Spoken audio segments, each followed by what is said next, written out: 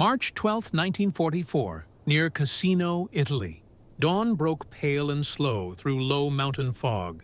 The light barely reached the depot yard, where mud swallowed boots, and the air carried the distant hum of artillery buried somewhere in the haze. Inside a corrugated tin shed, Corporal Frank Dwyer worked in silence, his breath visible in the cold. On the bench before him sat a stripped gear housing from a 3-ton GMC truck. The steel edges were worn smooth from overuse, teeth sheared under load. He turned the piece in his gloved hand, tracing the brake line with a mechanic's precision, already knowing it could not be repaired. Behind him, 40 trucks stood in neat rows, motionless, waiting. Their windshields were streaked with dried rain and oil, canvas covers stiff with frost. Fuel drums lined the walls like dormant artillery, each marked for units that hadn't received a delivery in days. The depot log said, awaiting shipment. But the convoy from Naples was 5 days late, and every hour of silence meant fewer shells reaching the line, fewer bandages to the hills. Orders were explicit, no improvisations, no scavenging from other units. Every part accounted for, every tool signed out, every movement logged. The war ran on paperwork as much as on gasoline. Dwyer had memorized the forms, replacement requisitions, delay notices, maintenance denials, all stamped, filed, and ignored. Yet the sound outside the depot walls was changing. Fewer trucks on the road, fewer engines starting at dawn. The system was slowing, the arteries of supply beginning to clot. He placed the stripped gear back on the bench, the metal cold through the glove. The fog pressed against the depot windows, erasing the hills, the road, the sky. For a moment, there was no front, just machinery and mud. He walked the yard once, counting the trucks by habit. Numbers steady, function collapsing. Each one was a body without a heart, built for motion but forced into waiting. A mechanic could hear failure before it happened, in the rhythm of engines, in the weight of stillness. The air here was too quiet. Inside the office, the radio crackled with half messages from command. Delays, inspections, weather interference. He turned the dial until the static filled the room and left it that way. The noise felt closer to life than the silence that followed it. Back at the bench, the gear still waited. Dwyer cleaned it once more out of instinct, though there was nothing left to clean. His thumb left a faint line of grease across the steel, a human mark on a regulation object. Somewhere behind the fog, trucks that should have been moving lay stalled along the mountain road, their drivers stranded in the cold, engines dead. He looked again at the rows of idle machines, at the fuel drums that would never roll forward without this one part. He had a choice: wait for permission that might never come, or take what the system forbade. The rule was clear, so was the need. Dwyer stared at the broken gear in his palm, feeling its weight against his skin. The weight of movement denied. Would you have taken it? Frank Dwyer came from a steel town in Pennsylvania, a place where mornings began with the hum of furnaces and the sound of freight wheels biting into rails. Before the war, he maintained locomotives that hauled coal through the Alleghenies, machines that exhaled heat and ash like living things. Their movements had rhythm, their faults had pattern. He understood them. In that world, precision was loyalty. Tighten every bolt twice, count every piston stroke, measure by sound when the gauges lied. It was an order he trusted more than words. When the draft called, he carried that same method into the Army. Motor Transport Corps, 5th Depot Company. No speeches, no ambitions beyond the checklist. He worked alone in engine sheds and open fields, sleeves rolled, cigarette left to burn itself out. The others called him clockwork. It wasn't mockery, it was recognition. He fixed what stayed fixed. He didn't raise his voice or waste sentences. Orders went in. Results came out. The war changed the rhythm. Convoys replaced trains. Roads replaced rails. Noise without schedule. Movement without certainty. He found himself listening to trucks the way he once listened to locomotives. By tone, by tremor, by the small shift in vibration that warned of failure. But in Italy, the machines didn't breathe in harmony. They coughed through mud, over bridges half destroyed, beneath skies that never cleared. Grease froze in the cold mornings. Grit choked carburetors by noon. Every part worked harder than it was built for. At night, he kept a lantern low on his bench, polishing wrenches that already shone. The others slept or smoked outside, trading jokes about home. Dwyer stayed with the tools, cloth moving slow across steel, restoring a kind of quiet order. To anyone passing, it looked like routine. But for him, it was survival, proof that some things could still respond to care.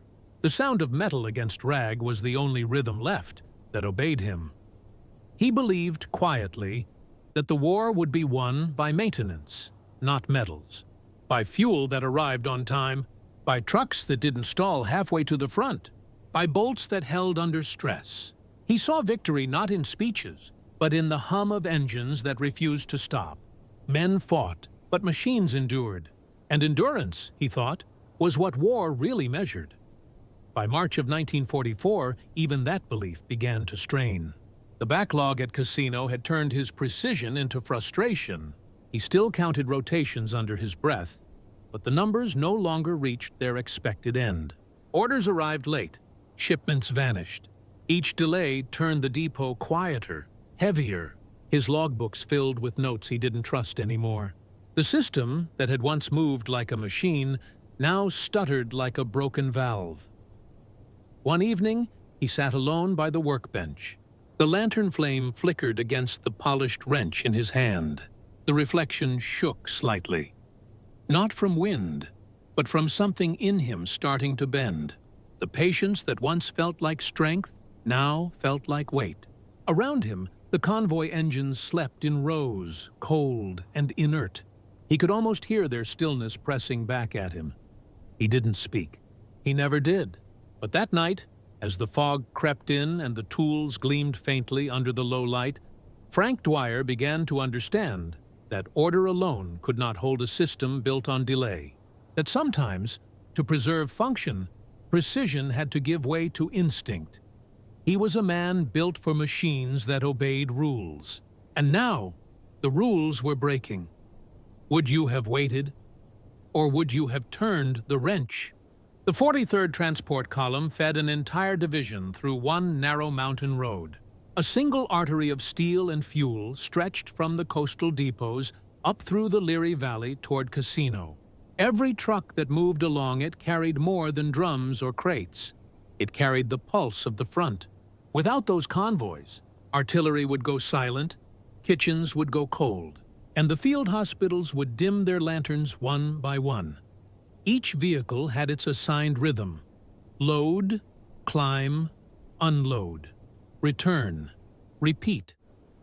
The pattern held steady as long as the machines did. But engines are mortal things. Each climb through the Apennines ate through gear teeth. Each descent cooked brake linings. Grease stiffened in the cold. Fuel thickened overnight.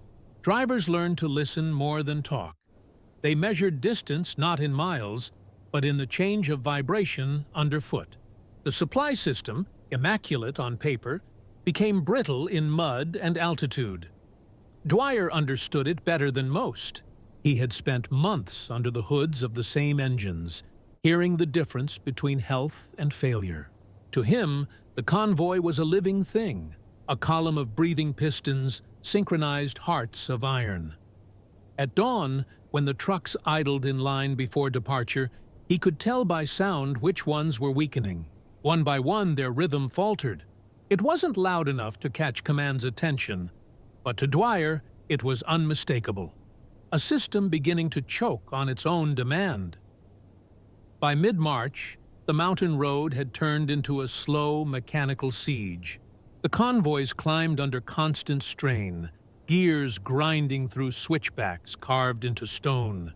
Each rotation meant friction, and friction meant wear.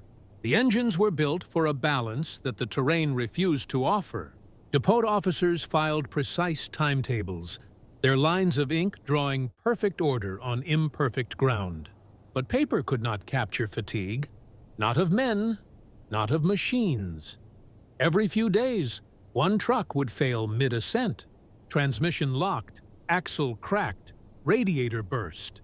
When one stopped, the others halted behind it, engines idling on steep gradients where even idling drained strength. Dwyer called it mechanical contagion, one breakdown infecting the next through time lost and heat rising. The reports used colder terms: delay, temporary obstruction. But he could see what they meant in real metal. A convoy stalled too long became a target. A system slowed too much became a threat to itself. By evening, the road was lined with halted silhouettes, 30-ton machines exhaling steam through broken vents. Drivers leaned against their fenders, waiting for parts that weren't coming. The depot radios repeated the same phrase: await instruction. No one mentioned that the next division on the line was rationing fuel by the hour. Dwyer kept listening. Each morning, the first trucks to move carried the same strain in their tone. The transmissions whined unevenly, a chorus of failing lungs. The column's heartbeat had changed. The logistics line, once steady as a clock, now pulsed in fragments. He noted it quietly in his log. System degradation. Audible. No officer read the line twice, but to Dwyer it was a diagnosis. A living structure, losing coherence through neglect disguised as order. Industrial efficiency has its own kind of fragility, the illusion that precision alone keeps the machine alive. In truth, it survives through endurance, through the small instincts of those who keep it breathing when the system stops listening. The 43rd still moved, but its rhythm was breaking. Would you have heard it? Days passed without progress. The convoys that once moved in order now left in fragments, half-loaded, half-functional. Trucks idled for hours at the base of the ridge, their engines muttering through clogged filters. Drivers smoked beside them, boots buried in mud, pretending not to hear the faint metallic grind under each shift. The sound carried through the valley, not loud, just persistent, like something essential wearing out one layer at a time. By the fourth day, a truck stalled mid-slope and rolled backward. The driver killed the ignition before the descent became fatal. No one spoke. They pushed it off the road, cleared the mud from its wheels, and left it there. A silent monument to how far the system had slipped. Another truck limped in that evening with a cracked axle, its differential wailing like an animal in pain. The log entry would later call it a minor mechanical delay. Dwyer heard something different: decay in motion. He worked through the night, grease up to his wrists, lantern light flickering across disassembled parts. The depot's air smelled of fuel and wet iron. Every wrench movement felt heavier, not from effort, but from futility. The supply officer came by twice, clipboard in hand, repeating the same reassurance. Replacements en route, Naples confirmed. Orders intact. Dwyer only nodded. The truth didn't need argument. It was already visible in the oil that had thickened to sludge, in the cracked washers that no longer held their seal. Entropy is not an event. It is a tone, a pitch that deepens day by day until the system no longer remembers how it sounded when healthy. Dwyer could hear it everywhere. In the uneven idle of the engines, the scraping of gears that once meshed clean, the sharp hiss of leaking pressure valves. None of it was catastrophic, but all of it was converging. The depot officers blamed the cold, the terrain, the mud, but Dwyer recognized something slower, bureaucratic. Maintenance requests unfiled, shipments rerouted, decisions postponed, the kind of erosion that begins in paperwork and ends in silence. Nights grew colder. The men stripped engines for warmth, lanterns hanging from exhaust pipes to thaw frozen grease. They scavenged scrap for washers, used tin from ration cans to replace missing pins. The depot, once a place of rhythm and rotation, had turned into a graveyard of half-alive machines. Tools clicked in the dark, echoing off fuel drums. Somewhere beyond the shed walls, trucks idled in low harmony. Not a convoy anymore, just fragments of one. Dwyer kept working. He no longer checked the clock. The sound of decay had replaced time itself. Then, during one of his late inspections, he saw it. A crate buried beneath torn canvas and frost-warped labels. The stenciling was still legible. Transmission gear set, Model 353, Unit B-17. Not his unit, not his right to open. But inside could be the exact gears that would bring the convoy back to life. He stood there for a long minute. The sound of wind moved through the depot walls, faint but constant, like the system breathing through its last working valves. The rule was clear: unauthorized requisition, disciplinary charge. Yet in that frozen silence, the question became mechanical. A calculation of loss versus motion. He didn't move. Not yet. He only listened. To the failing pulse of the trucks outside, to the thin creak of the unopened crate. The system was dying slowly, and all it would take to save it was one broken rule. Regulations forbade cross-unit requisition. Theft, even for function, meant court-martial. But by March 1944, rules carried less weight than motion. In a war of fuel and steel, stillness was the real crime. Dwyer knew it. The depot's law existed on paper, but his world revolved on gears. He read the form again, tracing the blue ink of the stamp with a thumb still black from engine grease. The crate lay half-buried under canvas, marked for an armored battalion that hadn't sent a truck north in weeks. Its seals were intact, its address untouched. 40 vehicles waited outside, engines cold, their silence forming a kind of accusation. He weighed the decision like a mechanic, by load, by cost, by friction. To obey meant paralysis. To act meant violation. The depot's rhythm had collapsed under its own precision, and the only sound that mattered now was the hum of an engine that refused to die. Dwyer leaned against the crate and listened. From somewhere in the distance, thunder rolled through the fog. It wasn't weather. It was artillery, faint, rhythmic, steady. The front was still fighting, which meant the trucks had to move. He waited for the others to sleep. The lanterns dimmed one by one, their glow fading over tables of scattered tools and cooling metal. The depot floor creaked under his boots. In the far corner, the crate waited, silent, patient, as though aware of its own forbidden purpose. He hesitated once. The moral line was clear. The system had drawn it for him, but the system had also stopped feeding itself. He reached for the crowbar.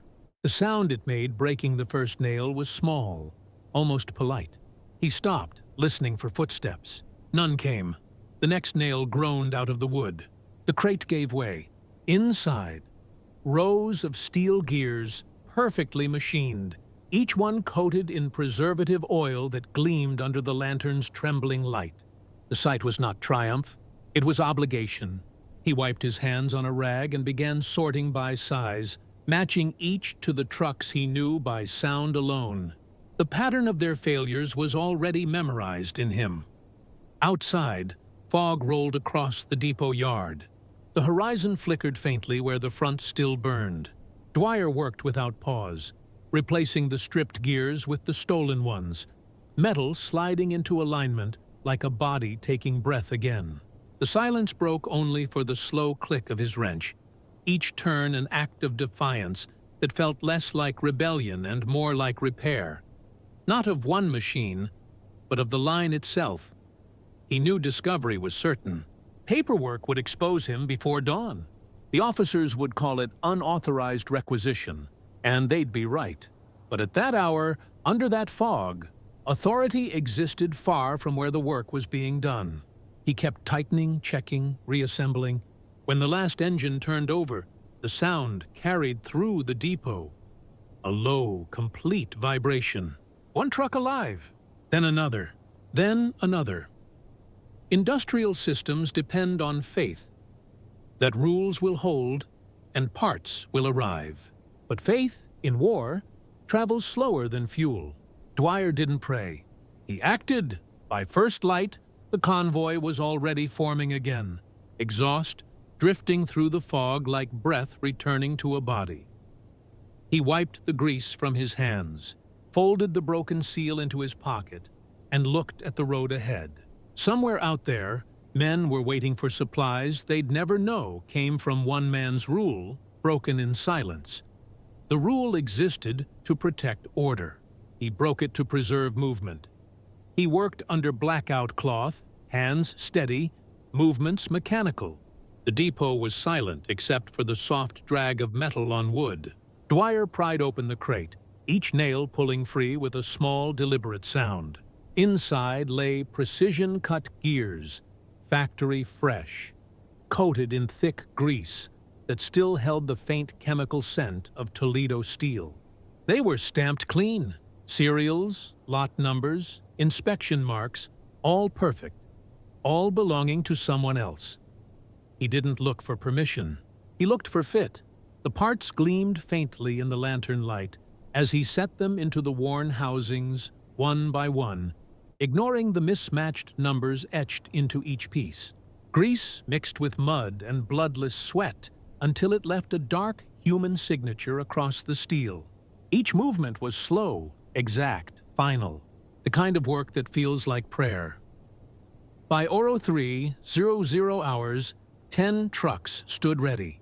Their engines hadn't turned in days. He climbed into one, pressed the ignition, and held his breath through the hesitation. The starter caught. The sound filled the depot, a full, clean hum that rolled through the concrete walls. A second followed, then a third. Each one came to life like a lung finding air again. The other mechanics woke without words. They watched him work, then joined in without asking. Bolts tightened, oil lines sealed, covers latched. The chain of silence became coordination. The convoy formed itself out of discipline older than orders. No salutes, no discussion. Just the rhythm of movement returning. By dawn, exhaust plumes drifted through the yard, thin and white against the fog. The engines idled low, muffled under blackout covers. A column of machines aligned in the gray, their breath steady. The air smelled of diesel and damp soil, the scent of function restored. No officer came to stop them. The depot clerk's log still read, awaiting authorization. The paperwork remained pure, but the trucks were moving, east toward the ridge where rations had run dry, toward men who would never know their supplies arrived on stolen gears. Dwyer stood in the exhaust haze, coat unbuttoned, breath steady. The fog folded around him as the last vehicle rolled away. He watched the column disappear into distance, each red tail lamp dim beneath canvas, carrying stolen order through sanctioned chaos. He had violated the system to keep it alive. The depot behind him was quiet again, untouched, unaltered, except for one missing crate and the faint smell of burned oil where the engines had warmed the earth. Industrial systems survive not through perfection, but through the few who refuse to let them stop. The rule was never designed for this kind of silence, where defiance became maintenance and theft became function. The paperwork would never name him. The convoy would never mention him. But for one brief dawn in Italy, the rhythm returned. He turned back toward the empty depot, lanterns still burning weakly through the fog. 2 nights later, the reports began to filter back through the static, sparse, delayed, written in clipped transmission codes that carried no names. The forward supply post, assumed lost to enemy artillery, had held longer than expected. The official explanation read clean. Convoys arrived before road freeze. Fuel delivery successful. Position stabilized. Nothing more. Somewhere beyond the mountains, those trucks had made it through. 10 vehicles that weren't supposed to move. They had crossed the pass before the frost set in, delivering the last reserves of fuel that powered retreat convoys south. Each drum, each canister, each steel bolt carried forward under orders that technically didn't exist. The paper trail ended before the road began. The only evidence of their movement was a change in momentum, units that survived because engines didn't stop. The depot remained quiet. The officers filed their summaries. The crate's absence went unnoticed, folded under a column of reallocation discrepancies. Dwyer went back to his bench, where the tools were lined exactly as before. He polished a wrench by habit, not pride. The workbench light burned low against the damp wall. Outside, fog moved through the yard again, slow and even, as if the system had resumed breathing on its own. Later, through the depot's static-filled radio, fragments of driver chatter slipped through. Made it through just before the ice. Don't know how those engines held together. Somebody must have fixed them back there. Each voice cracked with distance, fading in and out beneath the hum of interference. Dwyer listened without reacting. The names meant nothing. The sound itself was enough. The unmistakable rhythm of trucks climbing into the hills, their gears catching and holding under strain. That sound was proof. He didn't write it down. He didn't speak of it. The official records would preserve the illusion of order. Timely delivery under adverse conditions. The machine of documentation would move on, uncorrected, perfect in its incompleteness. But among the drivers, a quiet version of the story took hold. Someone at the rear had fixed the unfixable, a nameless mechanic who broke a rule to keep the system alive. Dwyer stayed at his post. Engines came in, engines went out. He kept them breathing, one by one. No promotion followed, no mention in dispatches. The reward was mechanical, the return of motion where silence had nearly taken hold. Industrial systems rarely remember their hands. They remember function. They remember continuity. The war machine doesn't thank its operators. It just keeps turning. By the end of March, the snow had melted from the valley roads. The convoy routes were cleared again, regulated, clean on paper. But in one small depot, under a roof stained with oil smoke, a man kept the rhythm alive, tightening bolts, counting piston strokes, and listening to the far-off murmur of trucks still running on stolen order. He looked up once, toward the faint sound of engines echoing off the distant hills. The noise was steady, precise, alive. It meant the line still held. Somewhere beyond hearing, men survived because steel kept turning. A week later, the inspectors arrived. Their convoy rolled into the depot before dawn. 3 jeeps, mud-streaked and official. The engines died, and with them, the yard fell into a hush too deliberate to be natural. Men straightened their jackets, wiped their hands, avoided eye contact. The sound of typewriters replaced the sound of wrenches. Dwyer watched from his bay as the officers unpacked their clipboards and carbon forms. Each one marked inventory reconciliation. The paper smelled of rain and authority. By noon, the missing serials had surfaced. Discrepancies between shipping manifests and depot counts. A crate gone, replaced with parts never requisitioned. The report phrased it cleanly. Unauthorized cross-unit transfer under investigation. No names yet, but the trail led toward the bench that still held the faint imprint of a crowbar. They called him in after dark. The office was small, the light harsh, the air cold. A single bulb swayed overhead, humming against the silence. Grease still lined his fingernails. The officer behind the desk, a major from Logistics Command, read from the sheet without inflection. Irregularities noted. Serial mismatch. Possible breach of protocol. Then nothing. Just the rustle of paper and the ticking of a field clock on the wall. Dwyer stood still, hands at his sides. No excuses offered. None requested. The major looked up once, his face expressionless. Then he signed the bottom of the report and set it aside. Reprimand, no trial, temporary reassignment. The words fell like mechanical instructions. In the silence that followed, both men understood the truth. The system required his violation to survive. It just couldn't afford to admit it. By morning, the auditors were gone. The depot returned to its rhythm, the sound of engines and tools filling the air again. The reprimand existed on paper, buried under a layer of procedural language no one would read twice. The fuel still moved. The convoys still rolled. The system had corrected itself, not through justice, but through utility. Dwyer went back to his bay. The bench was the same. The tools aligned exactly where he had left them. He wiped the surface clean and resumed work on a half-dismantled gearbox. Each turn of the wrench felt familiar, but the sound beneath it had changed. The trust replaced by understanding. Machines break from stress. Systems break from perfection. Both survive only when someone bends them. Later that week, the officer passed through the depot again. He didn't stop, but his gaze lingered. A brief recognition that traveled without sound. Acknowledgement within the confines of silence. Respect, contained within bureaucracy's shadow.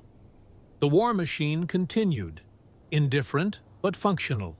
Reports balanced, engines ran, convoys departed. Dwyer remained where he had always been. Indispensable, uncredited, necessary in ways the system refused to name. By spring, the fog lifted from the valley roads. The trucks rolled east again, steel breathing under order restored. In the depot, Dwyer adjusted a wrench and tightened one last bolt until it held firm, steady, exact. The rhythm returned, quieter than before, but true. The system had punished him by keeping him essential. Would you have let it? When the war ended, the depots emptied. The convoys that once pulsed through the valleys broke apart, their routes erased from the maps. Trucks were parked and left to rust behind fences that no one guarded anymore. Steel returned to silence. The great machine of movement, the arteries of fuel, crates, and engines, had done its work and been dismissed without ceremony. Frank Dwyer went home to Pennsylvania. The rail yards were waiting, the same smell of oil and iron, the same tools, the same rhythm of bolts tightening into steel. He took up his wrench again, inspecting locomotives that pulled freight instead of war. The work was quieter now. No orders, no reports, just the sound of engines breathing in rhythm, dependable as before. He never mentioned the crate or the night he broke the rule. There was no citation, no record, no name attached to the convoys that reached Cassino on time. The paperwork spoke only of operational continuity.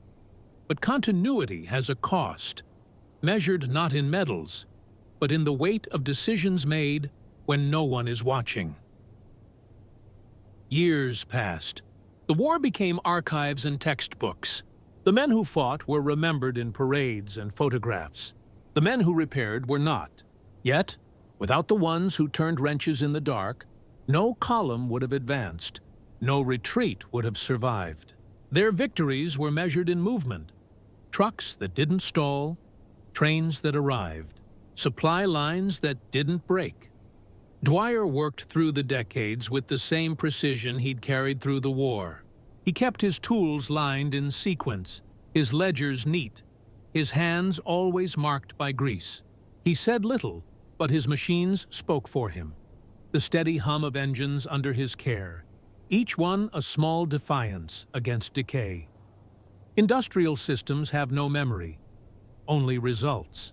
The world that survived forgot how much depended on silence, on men who made impossible repairs, on rules bent for function. In every large machine, there is a point where regulation ends and judgment begins. Dwyer had crossed that point once, and the war moved forward because he did. By the time the old depots were torn down, his story had dissolved into the rust of their foundations. Only the rhythm remained, the invisible continuity of motion he once fought to preserve. Somewhere, on a cold morning, a train's engine starts, the sound rising from steel that still bears the shape of his work. Wars are remembered through victories, but sustained through maintenance. The visible triumphs depend on the unseen persistence of those who kept the system breathing. Frank Dwyer's name faded with the paint on the trucks he repaired, but the line he kept alive, the quiet mathematics of motion, continued long after he was gone. Systems endure not through obedience, but through the few who understand when to disobey.